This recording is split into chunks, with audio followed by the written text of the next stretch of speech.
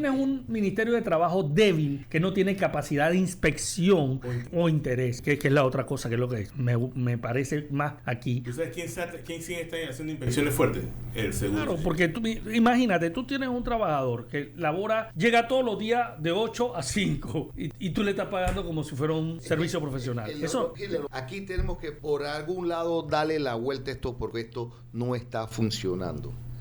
Hoy día muchas empresas en las cuales hay trabajadores, ya ni siquiera están yendo a la oficina, están trabajando en su casa, se meten en una cafetería con internet. O sea, hay que darle la vuelta a esto y romper los esquemas que tenemos del año de la pera. Perfecto. Aquí era que estabas acusando de... Aquí era que estabas acusando del crimen que salió al aire. Sí, pero yo pensé que no le ibas a confesar. Ábreles el micrófono, Diego, ábreles el micrófono. Yo le estoy diciendo, cállese. Y no se cae, ábreles el micrófono y se acabó. Venga aquí la CEP y se los lleve. Está aquí don Hitler Cigarrita, director del Capital Financiero, que es el único juicioso que ha venido aquí en la mañana de hoy. ¿Cómo está, don Hitler? Buen día, Guillermo. Buen día a todos. Se necesita una luz roja. Si no Hitler, cancelas el programa. Ya nos ha pasado 2 veces. ¿Oíste? Se necesita una luz roja. Y principalmente para Javier. Es que la luz roja está ahí, no sé si la ven. Ya la vi. Néstor González, Buenos abogado, ex ministro de Estado. ¿Cómo está, Néstor? Buenos días a los oyentes y Guillermo. Y Javier Castillo, ingeniero y también consultor de empresa. ¿Cómo Tú está? sabes que me parece impresionante las fotos del Juan de Montes de la semana que han estado circulando. El video. Pero ese es un video, eso es promo, ¿no? Ese es el video real. Ese es el video real. Ya ese estadio ya está. Debió haber sido entregado hace 3 años, de hecho. Antes de que comenzara la pandemia ya eso estaba para ser entregado, pero tuvo un problema en lo que sé yo y lo hicieron. Todavía nadie me ha explicado. Tú ahí, ¿no? Bastante, ¿no? Néstor. Todavía nadie me ha explicado a quién tengo que pagarle la seguridad de mi carro. Néstor era selección de parámetros. No, ven metro. Sí, entonces ¿a quién le tengo que pagar el escolta para que me lleve las 5 cuadras hacia el metro? Mira, yo fui muchas veces a ese estadio, nunca. Yo nunca tuve problemas cuando era niño. Yo tampoco.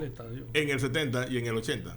Mira, No, pero eso se puede arreglar. No, pero también tienes que ver que Curundú ha cambiado muchísimo. Sí, además ha cambiado mucho. Vamos, esperemos que no haya. Tú que estás no esté estigmatizando al curundueño. Estigmatizando a la población. Eso es lo mismo. Xenofobia y racismo. Eso es lo mismo que pasa siempre. O sea, cada vez que tú dices la verdad, te salta un tipo y que es que estás estigmatizando. Es que eres xenófobo. Cosificando la palabra. Mira. ya va a sacar las historias en el metro. Y ahorita. Tengo un vecino que lo miran feo en el metro. Tengo un vecino que se pasó 2 días en la cárcel por defenderse de una agresión. Ya tú dijiste lo del gato. ¿Ok? No era un gato. No era un gato. Era un vecino Otro ahí. Vecino.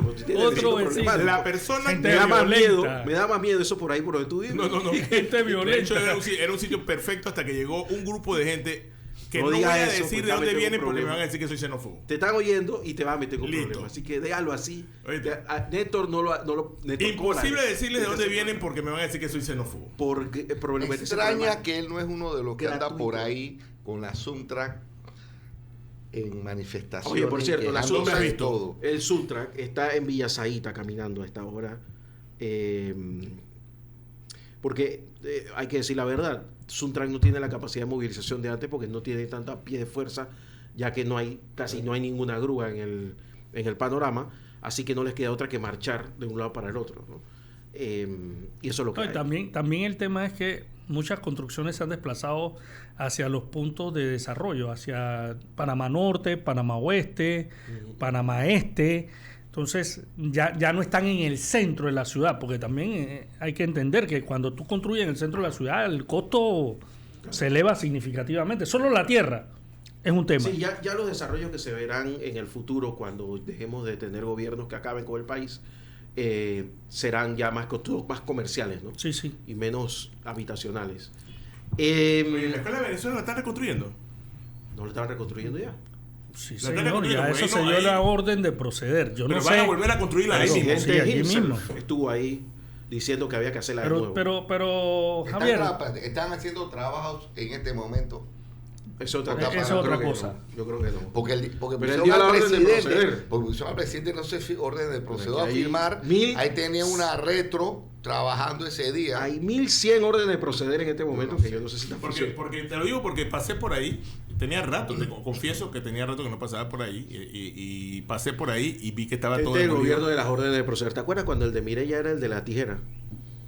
Que se la pasaba inaugurando. Este es el de las órdenes de proceder. Orden de proceder para acá, orden de proceder para allá. Y de los ganados. Y del que a mí me gustaría, de la entrega de toro. A mí me gustaría ver quién recoge eso, porque yo no sé si ustedes han tenido una vaca alguna vez en su vida. No. ¿Tú sabes lo que cuesta mantener una vaca? Una, no dos, una. Entonces, este entrega vacas, toro de alta genética. De alta genética. Se lo está entregando a gente que está tratando de ver cómo hace el día a día. Yo quiero saber cómo va a alimentar ese bicho. Yo te recuerdo una historia. Me gustaría pasar después y preguntarme si ese. Yo te recuerdo una breve historia sobre esos temas. En una ocasión, el general Omar Torrijos le entregó unos búfalos a una comunidad allá en las comarcas. General, venga acá. Y cuando el general regresó, preguntó por los búfalos, porque no había ni uno, se lo habían comido todo. Pero si los tipos lo que tenían era hambre, no pero es que eso pasa porque, mira, una de las cosas que yo digo, cuando yo estudié sociología, una de las pocas cosas que aprendí, que aprendí bien, es que nosotros, los seres humanos, tendemos a valorar al resto de los seres humanos de acuerdo a nuestros patrones de pensamiento y de nuestra situación social. Entonces, pensar que los indígenas son, sobre todo los Nove, que son campesinos, agricultores, ganaderos, es un error. Ellos son pueblos cazadores recolectores. Esa es su mentalidad, es la de un pueblo cazador recolector que se movía entre Chiriquí y Costa Rica buscando en diferentes estaciones del año la mejor acceso a alimentos, a caza y a productos que podían encontrar en el bosque, ¿no? Entonces, digo, por eso es que tú ves que ellos salen, cazan, o encuentran una cabeza de plátano o sacan yuca. Y se mueren de hambre, andan destructivos, y sus hijos no avanzan y no acumulan riqueza de ningún tipo. Javier, no sea despectivo. No, espérate, eso es estableciendo la realidad. Otra vez están con el que no se puede espérate, decir déjame explicar, Javier. ¿Por qué es eso? No, ¿por qué es eso? Porque tú no puedes encerrarlo a ellos en el patrón. Tú no puedes encerrarlo a ellos en el patrón agrícola. Si tú no evolucionas, desaparece. Javier, si tú lo encierras a ellos en el patrón agricultor, nunca lo vas a entender. Nunca lo vas a entender y no vas a poder sacarlo de su problema, porque tú estás resolviendo el problema que está en tu mente, no el de él. Bueno, el problema que tienen es que se mueren de hambre. Ese es el problema. No. El problema es que ellos quieren seguir siendo. El problema es que los hijos son tan desnutridos y que no avanzan y se mueren de hambre. El problema es que la gente invadió su tierra. Javier tiene un punto válido. ¿Cuándo inicia el desarrollo de la civilización? Cuando la población decide vivir en un mismo lugar, convivir, sembrar, desarrollarse. ¿Y qué civilización? Es que estamos partiendo de la civilización occidental europea y lo mismo pasó con los americana. Eso es un absurdo. Lo mismo pasó con los incas, los mayas, los aztecas y los araucas. ¿Y quieres que te diga qué fue lo que pasó? Que los que no hicieron eso desaparecieron. Caballero, yo sé que este es los otros también de los asuntos varios, pero si vamos a entrar en la filosofía de es que me parece absurdo. ¿Qué concepto debemos utilizar cuando se creó el mundo? Si a mí me parece ser gregario o no. Pero a mí me parece absurdo decir que una persona que su estilo de vida lo lleva a morirse de hambre y a que sus hijos estén desnutridos. Es que no lo lleva a morirse de hambre. Es que su estilo de vida no lo llevaba a morirse de hambre antes de que la gente se tomara las tierras que eran de ellos, que ellos habitaban. Permítanme dar una cosa que sí me interesa. ¿Tú sabes cuál es la superficie de las comarcas en Panamá? Es una parte de la nación secuestrada. Mire, y tú estás hablando aquí de que espérate que hay que darle más tierra para que no se mueran de hambre. No he dicho eso. Señores, permiso. El 25% de la superficie. Permiso. Miren, no hablemos de esos temas, porque yo podría hablar, por ejemplo, de ecología. Uno de los más grandes ecólogos del mundo mundial fue Gengis Khan. Gengis Khan trajo estoy en serio. Gengis Khan, pero esto es en serio, Javier, no te rías, que te voy a mandar el libro. Gengis Khan creó, solo en 25 años, logró un cambio climático en el planeta.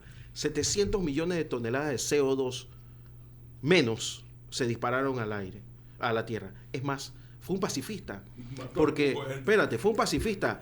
Porque fue el que hizo el primer tratado de paz. De hecho, ese tratado de paz, en tal cual, si ustedes han visitado las Naciones Unidas, está en la entrada de las Naciones Unidas en piedra, firmado por Genghis Khan y el que se encargaba de los chinos, que después se lo pasó por las hachas. ¿Cómo lo hizo? Mató al 11% de la población. Genghis Khan. Entonces, tú me vas a decir que... tú me vas a decir que un tipo que reduce 700 toneladas de CO2 no es un ecologista, es un ecologista, pero si lo hace matando al 11% de la población, yo creo que eso es discutible. Entonces, no entremos en esa discusión de cuál es el sistema que es mejor, porque no vamos a acabar. Ya estamos donde estamos. Déjeme decirles que el reporte de ENA a esta hora, de la Empresa Nacional de Corredores, que estoy viendo que la calle 50 no se mueve, es que el corredor norte en sentido Albrook, el tráfico es fluido hasta el puente de Transísmica, en el kilómetro 13. Ahí el tráfico se hace lento desde ese punto hasta la salida de Clayton en el kilómetro 6. O sea que de ahí para adelante ni se mueve.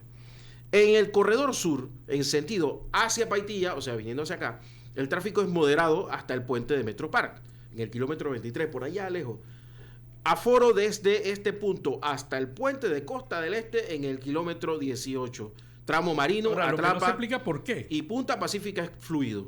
Y en Costa del Este el desplazamiento vehicular es fluido en ambos sentidos. Así que ya saben que en Villalucre y en el corredor norte pues habían protestas más temprano, pero ya los amigos de ENA indican que se ha mejorado y solamente ahora mismo la cosa está focalizada en Villasaíta, que es donde están dando vueltas los amigos de Suntra que van y vienen protestando por varios temas. Tú sabes por qué dan vuelta, ¿no? Porque no son muchos.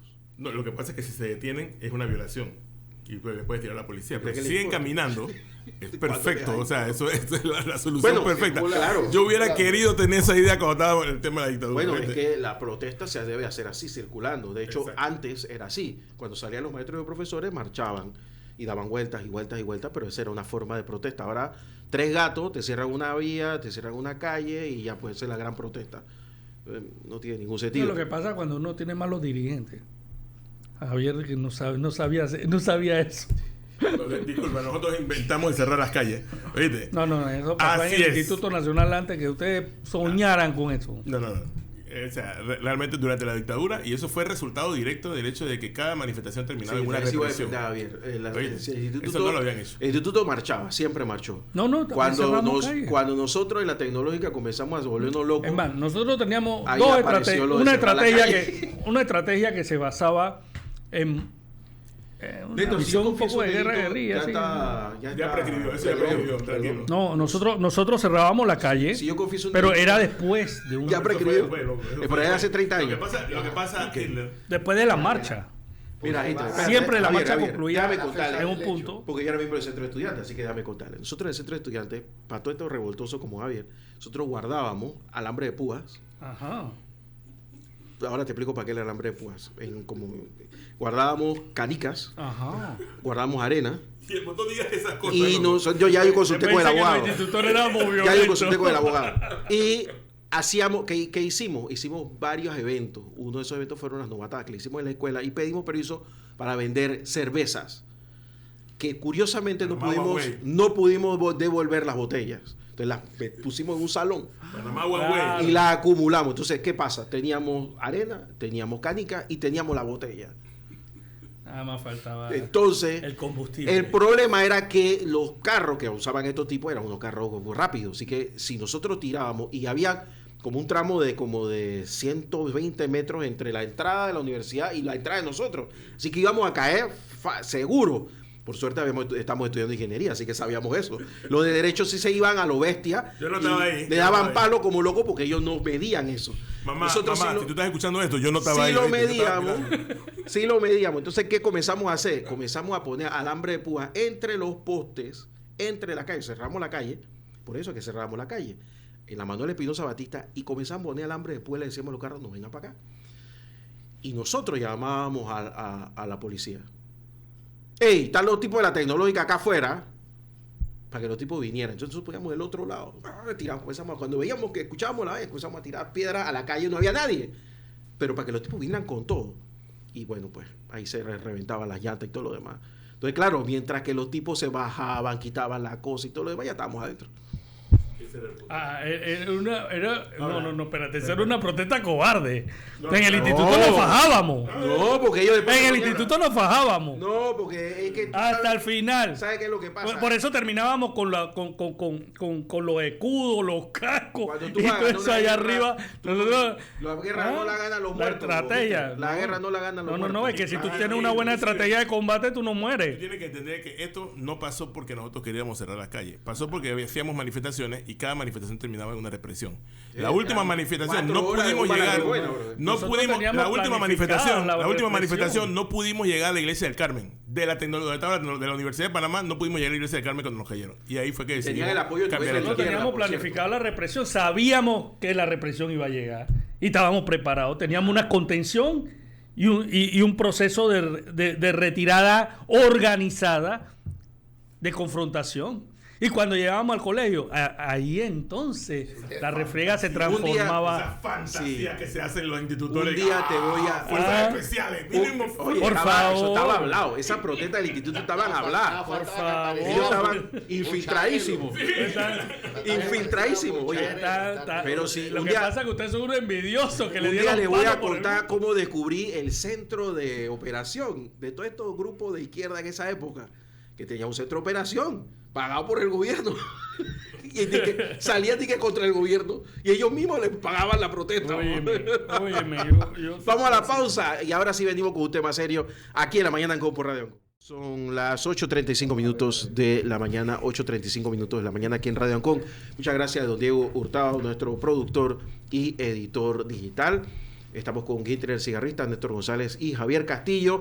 Oigan, hay una discusión importante que no se le está poniendo el foco y que afecta a casi toda la población trabajadora de Panamá, que es la discusión del salario mínimo, que tengo entendido, caballeros, que está por instalarse la mesa, sino que ya se instaló. Se instaló ayer. Se instaló ayer. Se inició ayer la discusión del salario mínimo.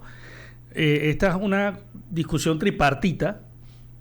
Allí están representantes de los principales sindicatos del país, están representantes de los principales gremios del país, incluyendo APD, CONEP y la Cámara de Comercio. Obviamente está CONUSI, está CONATO, y el gobierno obra a través del Ministerio de Trabajo como un alegre componedor. Yo no sé si eso es viable, porque nunca... Mira, yo en los últimos años no he visto un acuerdo en la mesa de salario mínimo. Y yo tengo como 20 años está cubriendo la mesa de salario mínimo. Si hubo un acuerdo, yo recuerdo. Sí, 8% creo que ¿Tú fue. fuiste en la última negociación, Neto?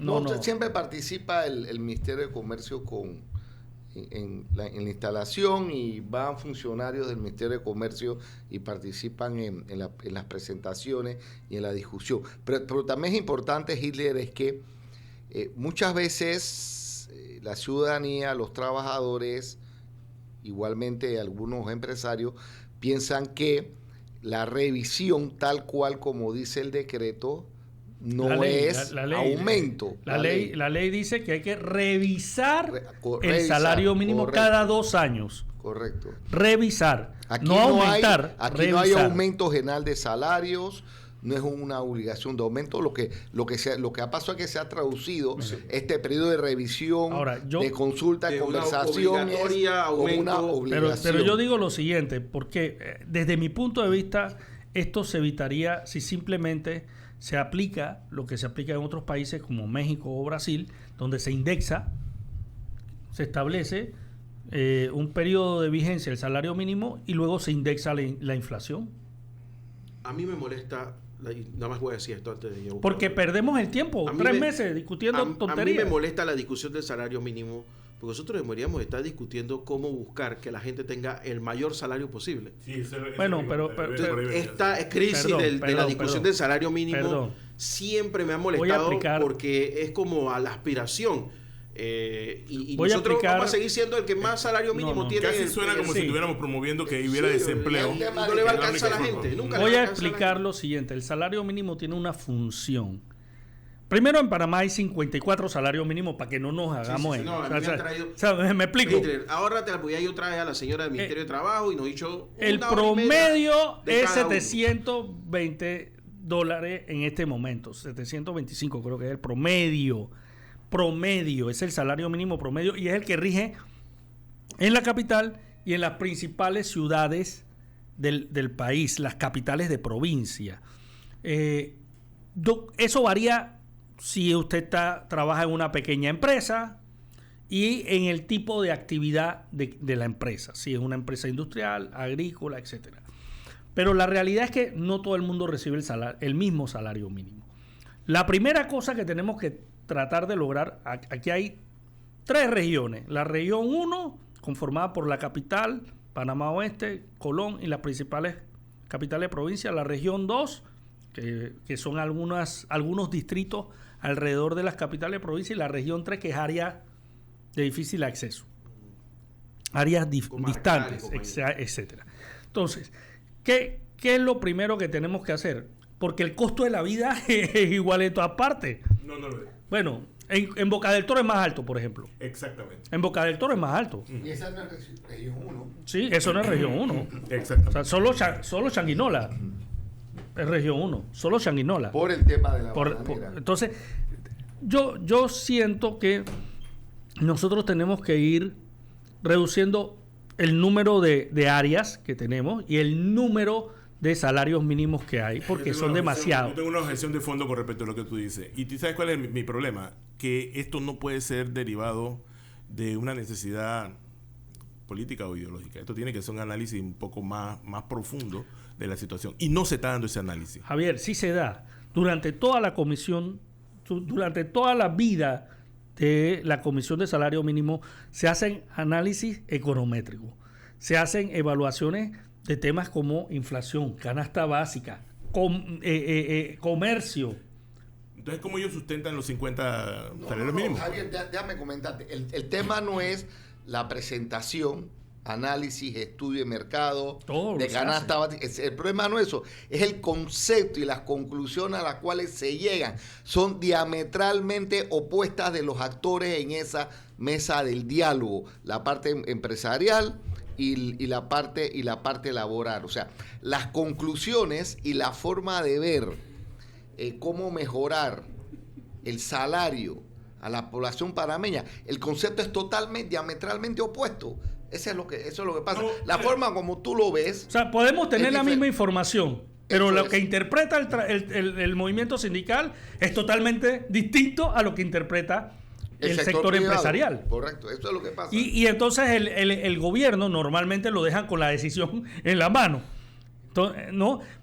Y mira, yo a veces, a mí me incomoda a veces cuando ambas partes se ponen intransigentes. Es que eso es lo que pasa. Y te digo por qué.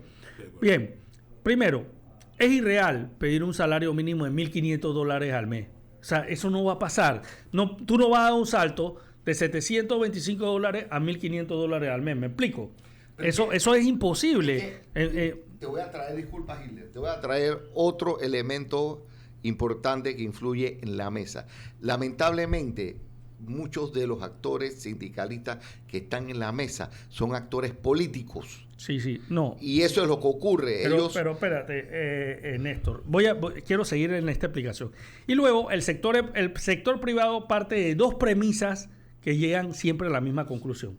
Si hay crecimiento económico, la tesis es no subamos el salario mínimo porque podemos afectar el crecimiento económico.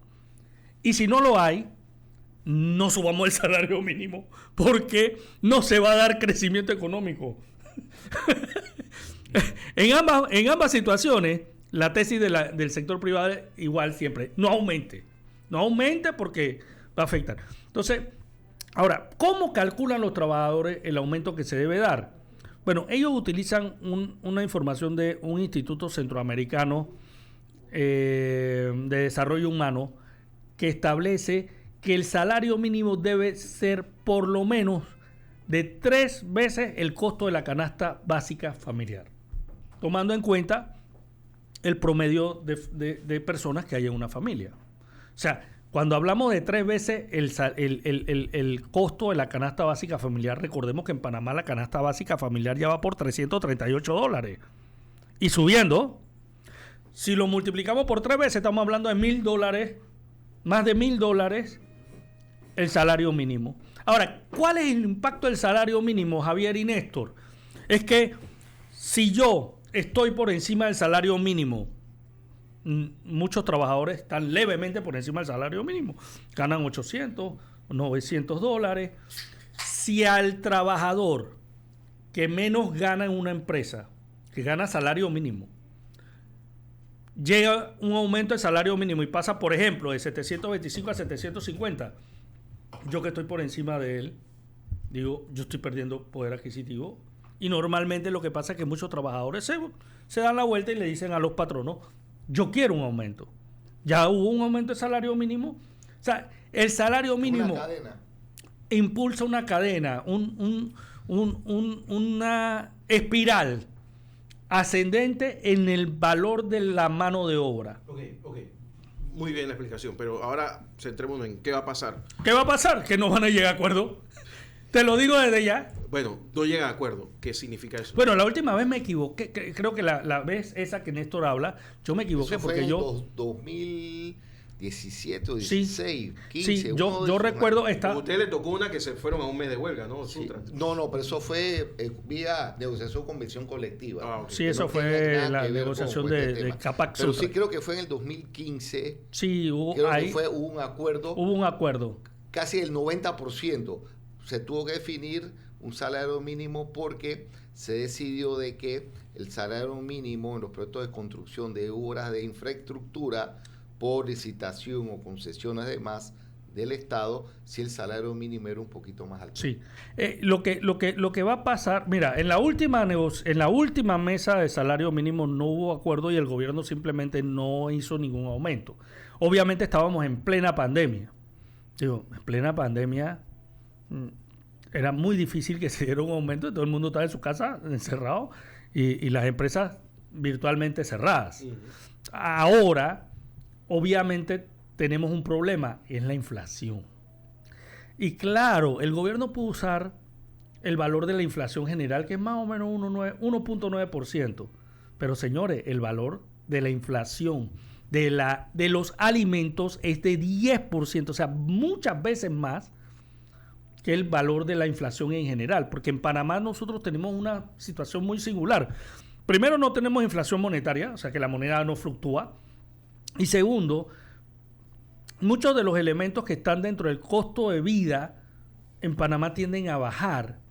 O sea, vestimenta y calzado no son productos que suben constantemente. Nosotros tenemos problemas en alimentos y bebidas y en transporte, energía, educación y salud. O sea, no es que todos los ítems... No, pero ese se mantiene bastante estable. No, ahí tú no ves un salto en las estadísticas. Pero lo que sí les puedo decir a todos, es que si se quiere tomar en cuenta el IPC, o sea, el índice de precio al consumidor promedio, el aumento va a estar entre 1,5 y 2%. Pero si tú realmente quieres compensar la capacidad de compra de la población, tendrías que usar el índice de bebidas y alimentos. Y estamos hablando de un 8.9, 10%. Gile, te iba a preguntar, ¿tú eres creyente en que se debe tener un salario mínimo obligatoriamente? Sí, porque un problema que... Y mira, se está dando, en Panamá se está dando. Hay mucha gente ganando menos del salario mínimo. ¿Por qué?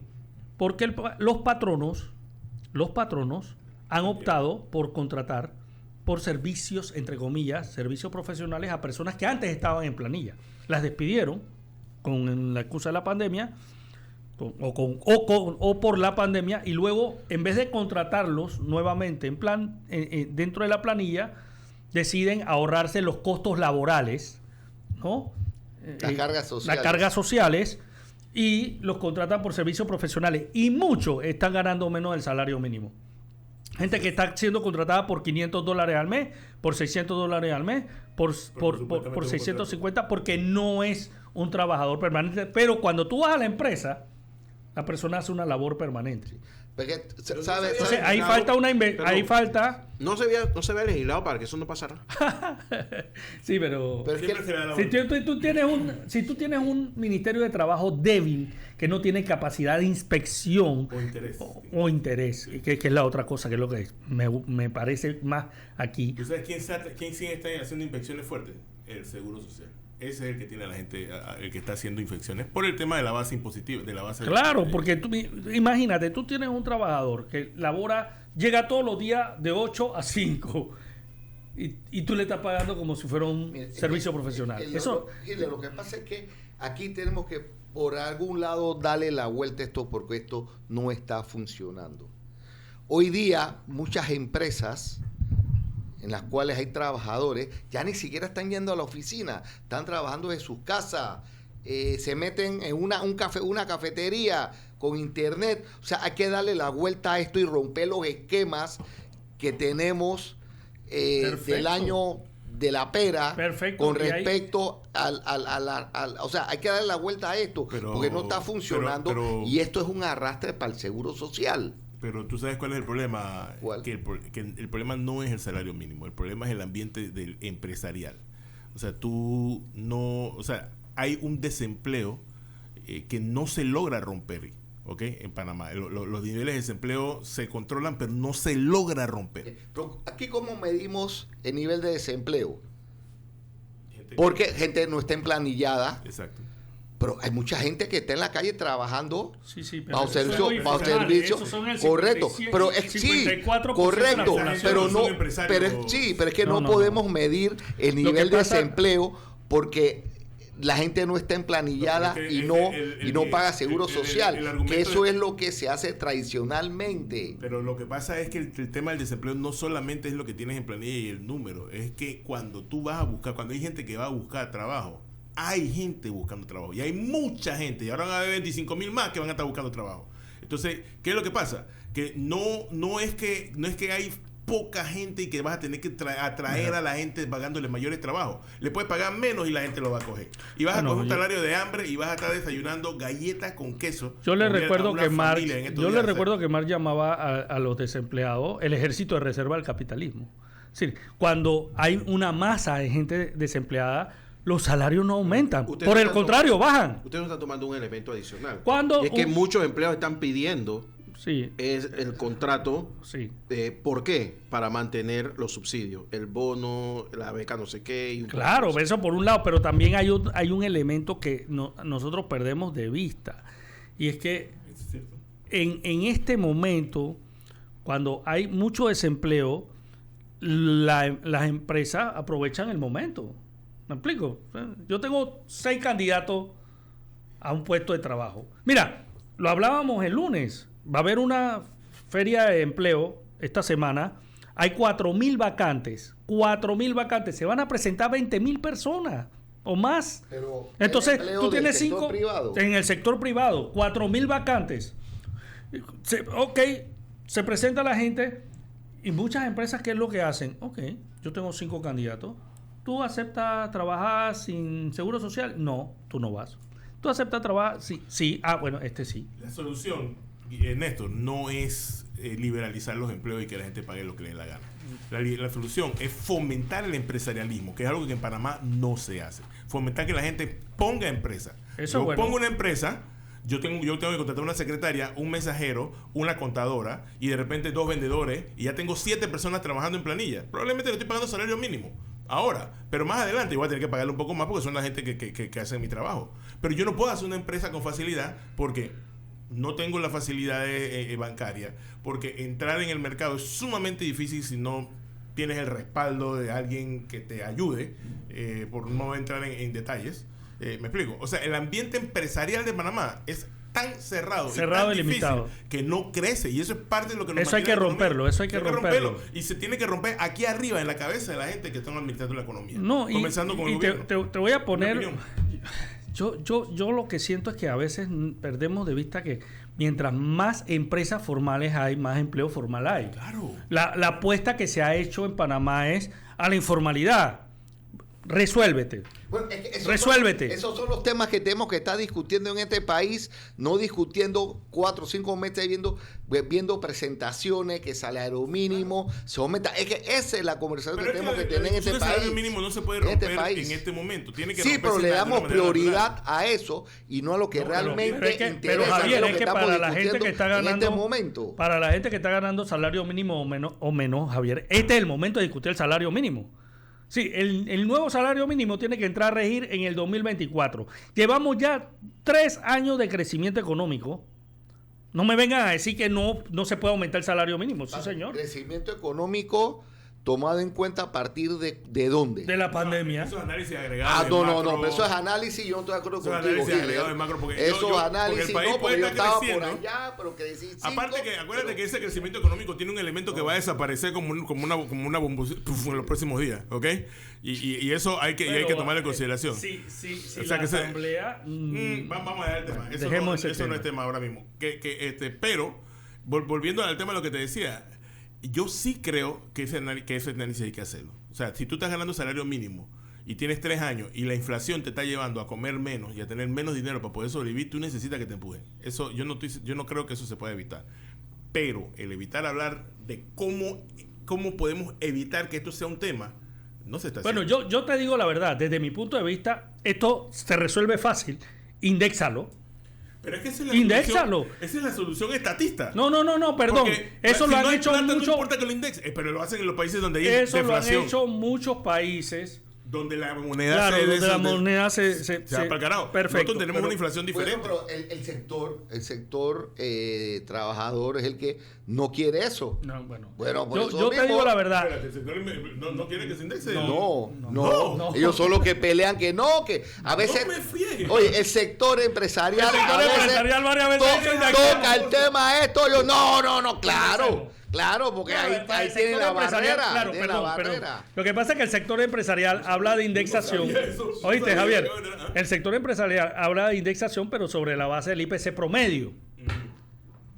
No del de alimentos y bebidas, que es el más alto normalmente. Bueno, pero claro, mira, a veces tú tienes una confrontación más ideológica que otras. ¿Tú me entiendes?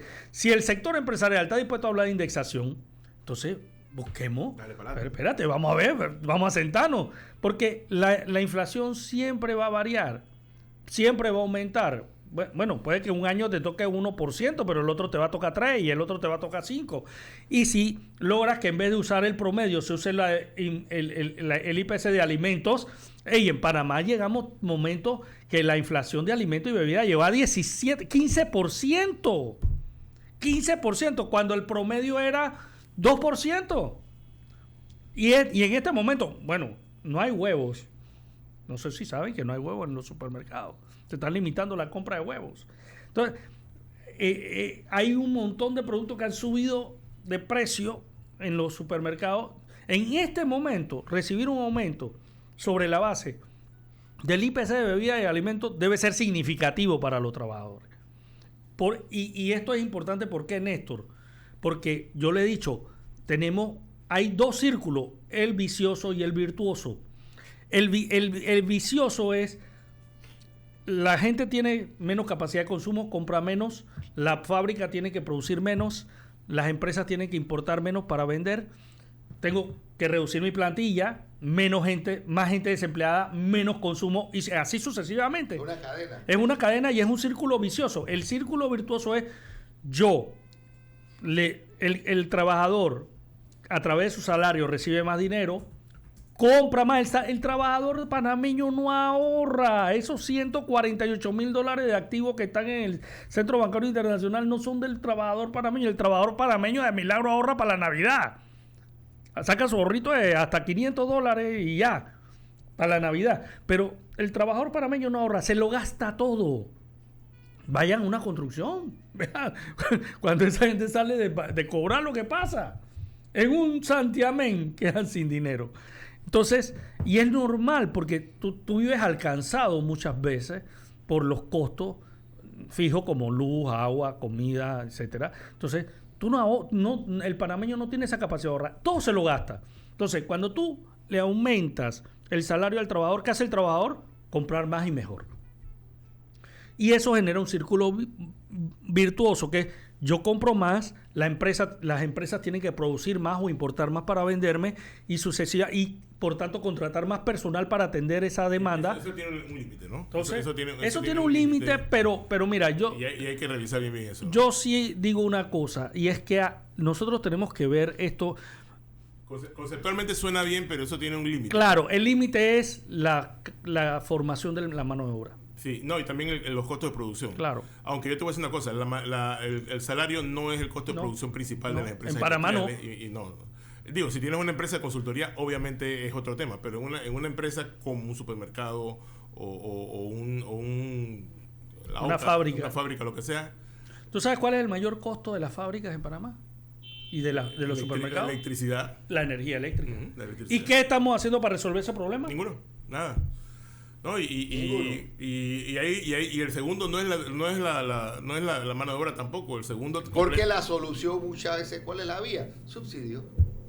Dale.